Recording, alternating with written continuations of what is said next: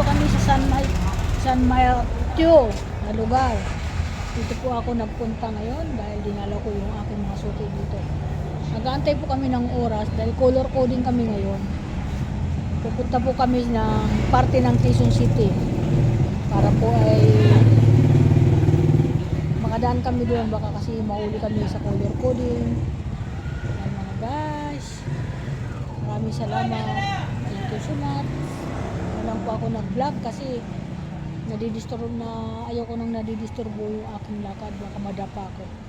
Kaya yan, welcome to my vlog. Salamat po sa lahat mga guys. Nandiyan na yung anak ko, ewan ko lang kung may deliver. Eh wala naman dyan eh. Kaya nga wala dyan. Hindi kumuha. Wala dyan yung suki ko, malis eh.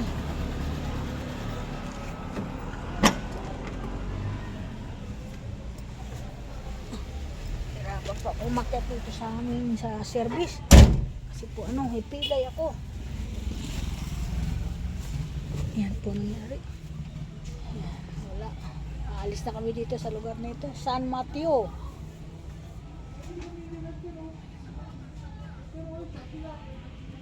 Bumili ka ng tubig. Oh. Yung na. Diba yan? Ayan. Diyan ba yung mga mineral dyan? Wow daw siya. Bumili mo ng tubig. Yan. Ang init ngayon dito sa lugar namin. Dito sa aming service, lalo na hindi kami naka-aircon.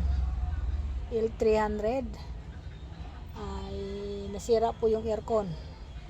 Hindi kami makapag-aircon dahil nasira. Kaya order ako ng electric fan, di pa po dumarating. Tapos pag dumating yung electric fan, ang susunod naman ano dyan, yung sasaksak lang to rito. ay isasaksak dyan. Oo. Diyan ayan. Thank you. Bye-bye.